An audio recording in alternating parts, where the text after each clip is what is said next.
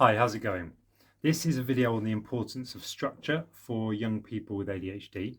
I'm hoping this will be of some help to parents and families of young people and children who have ADHD.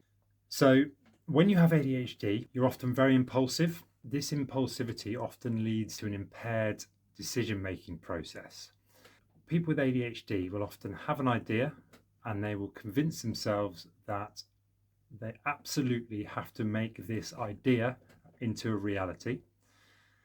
They are quite often very, very good at talking themselves and people around them into believing that this is absolutely the right thing for this person to do.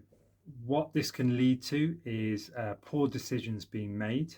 And when it comes to education, long-term employment, this can cause real problems, which in turn can lead to a lot of problems later on in life and chaos and pain for both the person with ADHD and their loved ones.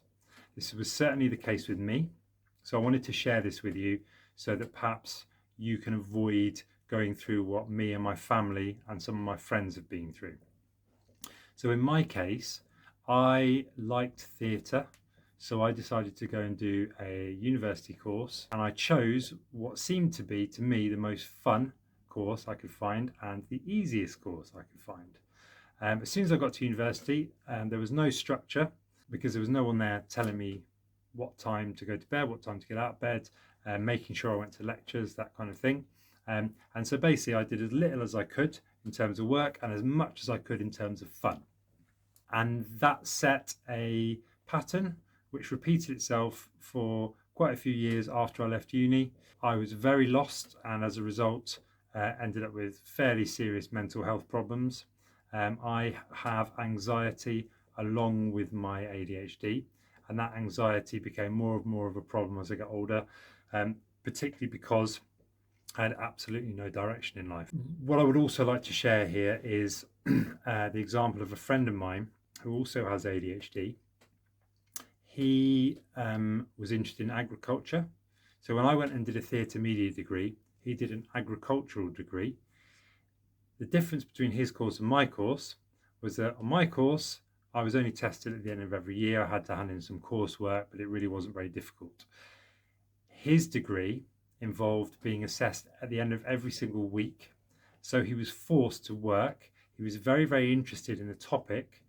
And because of the structure in place, he was able to engage his hyperfocus. Now, hyperfocus is also very common to people with ADHD. Hyperfocus is a state whereby the person finds a topic in which they're interested in or a project, and they can work on that project basically without needing to eat, sleep, or rest. They often have to be pulled away almost physically from that project. So my friend excelled at university and went on into a career in agriculture, which in itself was very structured because he had a boss, and he's gone on to do very, very well and build his own business. Now, I am currently a tree surgeon, but it took me until the age of 40 to really properly settle on tree surgery, even though I had studied it in my late 20s. But because of my impulsivity, I kept on drifting in and out of things and changing and switching, changing my mind in terms of what I wanted to do. And I only fully settled on it at age 40.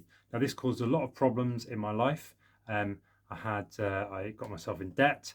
I had extended periods of unemployment. And as I've mentioned, I had a lot of mental health problems. Now, not only did I suffer, but my family really suffered as a result of this. Had I been put on track in terms of education and then employment at an early age, it's extremely likely that I would have avoided all of that chaos and would not have caused myself and my family all that pain. So, when it comes to children and young people with ADHD, it's very, very important to start looking fairly on at what they're interested in, where their strengths lie, and to start really trying to assist them in moving in a direction that is going to keep them on track. It's very common that people with ADHD are highly creative. Obviously, there are plenty of jobs in creative fields, but creativity can be applied to jobs and businesses that are not necessarily obviously creative. And people with ADHD are often very entrepreneurial. If you're a very creative person, that really can help you in terms of entrepreneurship. It is very common that people with ADHD are entrepreneurial. Richard Branson has ADHD as a good example. So really, in terms of avoiding chaos and pain later on in life, if it's possible to get a young child on some kind of track at a fairly early age, and by the time they're 16, be getting advice from teachers, professionals, career advisors. If you know somebody in an industry that you think your child might be interested in, then get advice from them. Start thinking about maybe some kind of work experience. Obviously, it's very important not to be pushy and not to force children into things they don't want to do, because that will have the reverse effect. They may well reject that, push away, and then go off and do their own thing anyway. But if you can get them engaged, if, for example, if I had been given the chance to go out and have a look and see what tree surgeons do at age 16, I know for a fact that I would have been interested, and I probably would have gone into that much earlier than I did. But tree surgery wasn't really a thing when I was 16, or I certainly hadn't heard of it. But there are other things that would have I would have been equally suited to, and if I'd been taken and shown those jobs and had a chance to see what people do, then I may have ended up doing a more practical course than a theatre media degree. I may have gone off and got myself a trade. Obviously, young people might want to travel. I've traveled a lot in my life, but I think it's very, very important with young people with ADHD to get them on track first, get a few years of work under their belt, and then when they're settled and they've got structure and routine in their life, then they can start to think about things like traveling, and especially when they've got their finances sorted out, because people with ADHD traditionally very, very, very bad with money. So they need to get some kind of safe financial base sorted before they go off and start spending money traveling. Okay, that's the end of the video.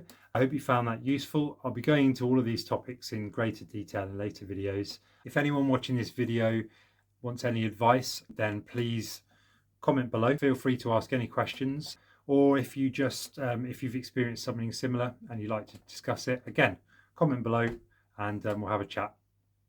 Thank you very much for listening.